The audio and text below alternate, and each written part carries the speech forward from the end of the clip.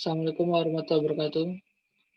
Di sini kami dari kelompok satu akan mempresentasikan hasil tugas final kami. Kami beranggotakan Muhammad Aditya Rinanda, Muhammad Alfandi Kurniawan Sakti, dan Prita Mutia. Untuk bab satunya pendahuluan.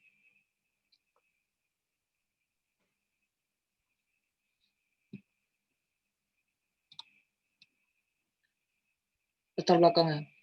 Di zaman sekarang, banyak masyarakat yang menggunakan jasa pengiriman logistik sebagai alternatif dalam mengurus kebutuhan mereka dibandingkan dengan mengurusnya sendiri, dikarenakan lebih praktis. PT Multitrans Lintas Samudra merupakan perusahaan jasa logistik yang bergerak di bidang freight forwarding. Perusahaan ini melayani pengiriman barang mulai dari negara asal hingga tujuan akhir, meliputi kegiatan pengangkutan barang, ekspor-impor, hingga pengangkutan muatan lokal dan internasional. Namun dalam praktiknya, PT Multitrans Lintas Samudra beberapa kali mengalami kendala. Di antaranya meliputi dokumen barang yang terlambat dikirimkan oleh pengirim barang dari negara asal, spesifikasi barang tidak sesuai pesanan, razia SPB atau surat persetujuan berlayar, hingga permasalahan pada kendaraan saat beroperasi yang di luar kendali. Oleh karena itu, direktur harus mengambil keputusan untuk meminimalisir waktu pengiriman barang hingga ke konsumen.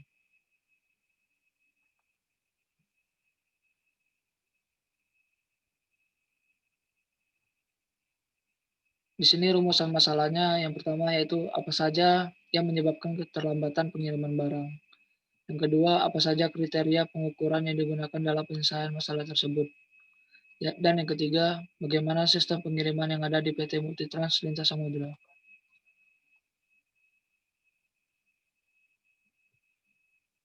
Kemudian tujuan penelitiannya yaitu untuk mengetahui faktor yang menyebabkan keterlambatan pengiriman barang.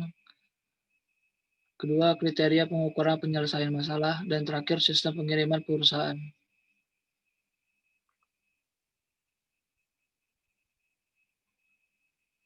Untuk batasan penelitiannya yaitu untuk menghindari penyimpangan dari tujuan penelitian ini diperlukan batasan masalah. Batasannya yaitu penelitian hanya dilakukan dengan memperhatikan segala hal yang berkaitan dengan waktu pengiriman barang.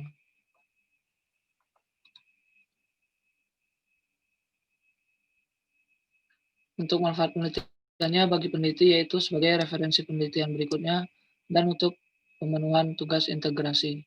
Sedangkan untuk perusahaan yaitu untuk meminimalisir keterlambatan pengiriman barang.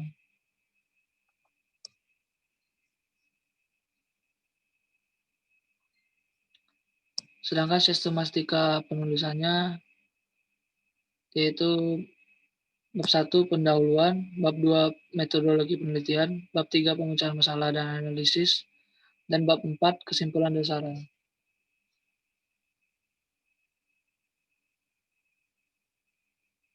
Berikutnya akan dilanjutkan oleh teman saya. Selanjutnya kita masuk ke bab 2 yaitu metodologi penelitian.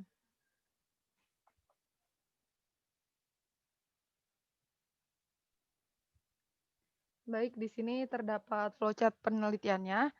Yang pertama, kelompok kami menentukan objek penelitian, di mana objek penelitiannya adalah PT Multitrans Lintas Samudra. Selanjutnya, kami melakukan studi lapangan dan juga studi literatur, yaitu dengan datang secara langsung ke kantor PT Multitrans di Kota Medan. Kemudian selanjutnya untuk studi literaturnya kita mendapatkan informasi melalui internet, yaitu laman website resmi dari PT Multitrans. Setelah studi lapangan dan literatur, kami mengidentifikasikan masalah yang terjadi pada PT Multitrans. Selanjutnya, kami menentukan tujuan dari penelitian yang akan kami laksanakan. Setelah menentukan tujuan, kami mengumpulkan data. Nah, data yang dikumpulkan di sini ada data primer dan data sekunder. Data primer didapatkan dari hasil wawancara secara langsung oleh narasumber, yaitu Bapak Ahmad Sulaiman di kantor PT Multitrans Lintas Samudra yang berada di Kota Medan. Dan untuk data sekunder didapatkan dari website resmi PT Multitrans. Setelah mendapatkan data primer dan data sekunder, selanjutnya kami melakukan pemecahan masalah dan juga analisis. Adapun tahap-tahapan pemecahan masalahnya adalah yang pertama, memodelkan data tersebut dengan causal loop diagram di aplikasi Anylogic. Setelah membuat causal loop diagram atau CLD, kami memodelkan stock flow diagram dari data sebelumnya. Setelah membuat stock flow diagram, kami membuat skenario dan juga usulan terbaik untuk perusahaan. Dan yang terakhir adalah kami memberi kesimpulan dari hasil penelitian dan juga memberikan saran untuk perusahaan agar tidak terjadi permasalahan yang sebelumnya kami teliti. Next.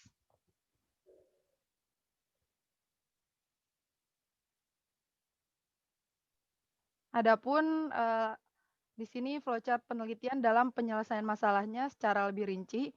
Yang pertama, seperti pada flowchart sebelumnya, kami menentukan objek penelitiannya terlebih dahulu.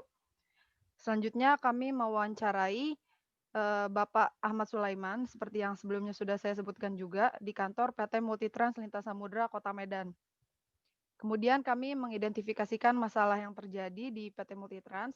Nah, setelah wawancara, kami dapat mengidentifikasikan bahwa masalah yang terjadi pada PT Multitrans adalah masalah keterlambatan waktu atau tidak tepatnya waktu barang sampai ke konsumen dari target yang seharusnya. Nah, kemudian di situ kami mengumpulkan data-data apa saja yang dapat kami olah dan data tersebut bervariabelnya itu satuannya adalah hari. Jadi data yang kami olah adalah berupa hari-hari apa saja yang dilewati dalam proses pengiriman. Nah, data ini ada data primer dan sekunder. Data primer dari hasil wawancara dan data sekunder dari laman internet website resmi PT Multitrans.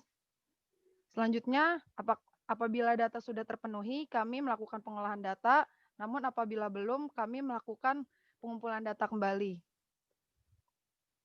Nah, selanjutnya, jika data terpenuhi, kami melakukan pengolahan data menggunakan yang pertama causal loop diagram, selanjutnya stock flow diagram, dan yang terakhir kami menentukan skenario terbaik perusahaan agar tidak terjadi lagi keterlambatan seperti sebelumnya. Dan yang terakhir kami menganalisis dari hasil pengolahan diagram tersebut dan memberikan usulan yang terbaik. Next.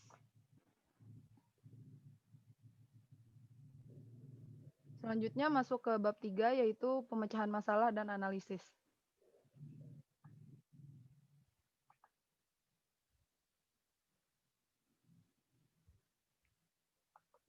Bisa di next.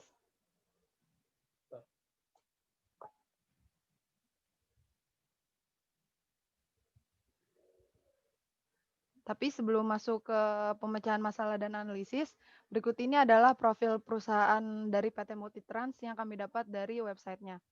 Nah, PT Multitrans ini secara garis besar merupakan perusahaan yang menyediakan jasa pelayanan freight forwarding atau jasa import dari luar negeri ke Indonesia.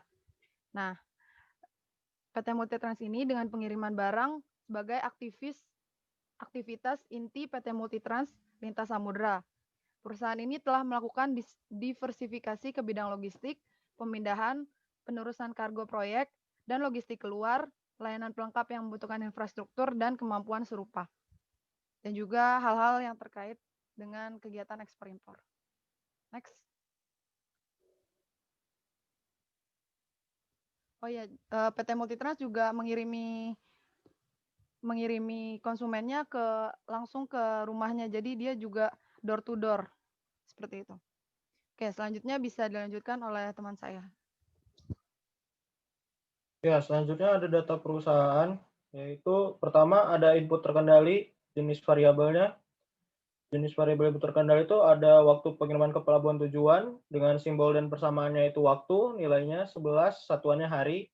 Kemudian ada persiapan dokumen, simbol dan persamaannya itu waktu, time, nilainya 7, satuannya hari.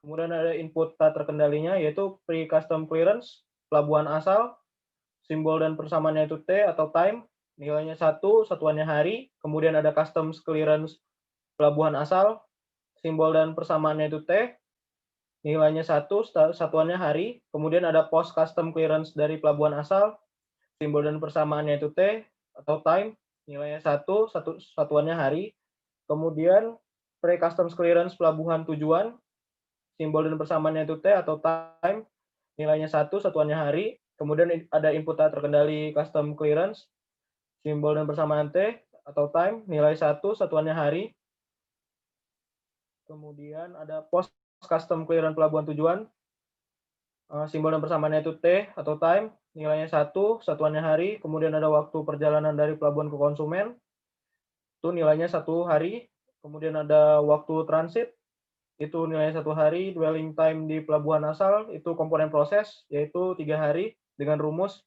pre-custom clearance ditambah customs clearance ditambah post-customs clearance dari pelabuhan asal. Kemudian ada dwelling time di pelabuhan tujuan, yaitu dengan rumus pre-customs clearance ditambah customs clearance ditambah post-customs clearance pelabuhan tujuan dengan nilai 3 hari. Kemudian ada persiapan di pelabuhan asal dengan rumus persiapan dokumen ditambah dwelling time di pelabuhan asal dengan nilai 10 hari. Kemudian ada waktu pengiriman barang dan persiapan barang di pelabuhan tujuan dengan rumus dwelling time di pelabuhan tujuan ditambah waktu pengiriman ke pelabuhan tujuan ditambah waktu transit dengan total 15 hari. Kemudian ada output, yaitu total waktu barang sampai ke konsumen dengan rumus waktu perjalanan dari pelabuhan ke konsumen, ditambah persiapan di pelabuhan asal, ditambah waktu pengiriman barang dan persiapan barang di pelabuhan tujuan, yaitu dengan total 26 hari.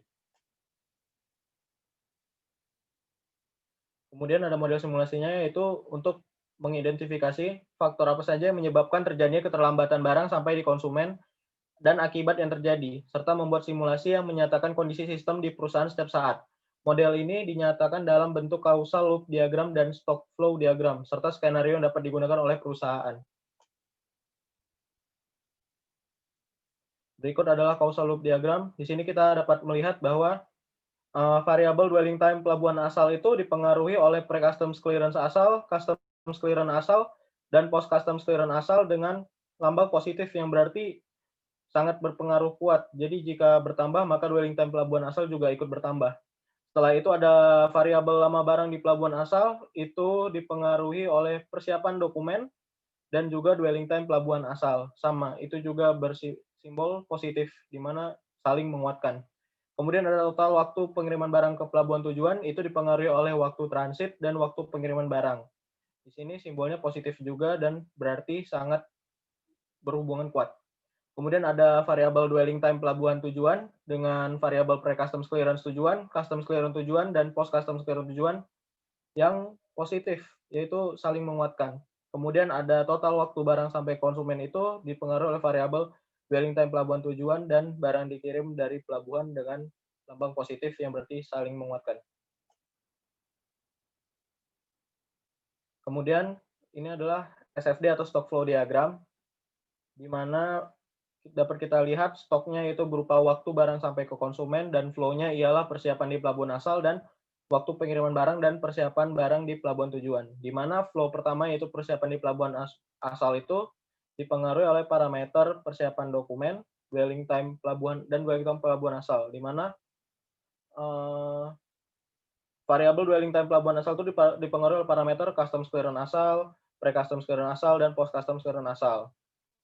Kemudian di flow waktu pengiriman barang dan persiapan barang di pelabuhan tujuan itu dipengaruhi oleh parameter waktu pengiriman barang pelabuhan, parameter waktu transit, dan variabel dwelling time pelabuhan tujuan, di mana variabel dwelling time pelabuhan tujuan itu dipengaruhi oleh parameter pre-customs clearance tujuan, customs clearance tujuan, dan post-customs clearance tujuan. Setelah itu, kita dapat memperoleh waktu barang sampai konsumen dengan menjumlahkan persiapan di pelabuhan asal dan waktu pengiriman barang dan persiapan barang di pelabuhan tujuan, di mana diperoleh sebanyak 26 hari. Kemudian kami membuat skenario karena sebelumnya itu 26 hari, sementara target yang dibutuhkan oleh perusahaan itu ialah 18 hari. Jadi kami mengasumsikan bahwa data sebagai berikut. Kenapa pre-customs clearance asal dan post-customs clearance asal 0? Karena menurut kelompok kami, kegiatan pre-custom clearance asal dan post-custom clearance asal itu dapat digabung dengan custom clearance asal. Jadi hanya membutuhkan 1 hari untuk kegiatan custom clearance di pelabuhan asal. Sedangkan itu kami mengurangi jumlah waktu persiapan dokumen sebanyak 1 hari, karena dalam persiapan dokumen itu ya cukup untuk menyiapkan dokumen saja, tidak harus lama sampai menunggu 6 hari. Sehingga ketika di-run diperoleh SFD sebagai berikut.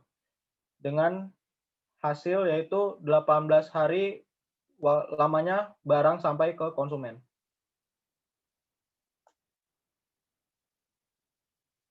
Simpulannya ialah berdasarkan data yang didapatkan dan dari hasil pengolahan data dengan membuat simulasi model CLD atau causal diagram, stock flow diagram, dan skenario menggunakan aplikasi Analogik, maka dapat ditarik kesimpulan bahwa waktu persiapan dokumen terlalu lama, yakni 7 hari. Waktu dwelling time di pelabuhan asal terlalu lama, yakni 3 hari. Kemudian kami membuat skenario baru dengan mengusulkan untuk mempercepat kegiatan tersebut, dengan mengubah waktu untuk persiapan dokumen adalah 1 hari, dan untuk waktu dwelling time di pelabuhan adalah 1 hari. Sehingga dengan skenario baru tersebut diharapkan perusahaan dapat mencapai target waktu pengiriman barang sampai ke konsumen.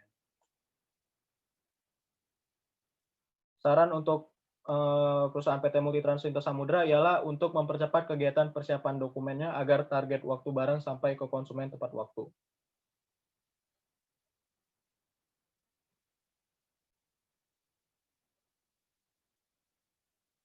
Sekian dari kelompok kami. Apabila ada salah mohon maaf. Wabillahi taufiq wal hidayah. Assalamualaikum warahmatullahi wabarakatuh.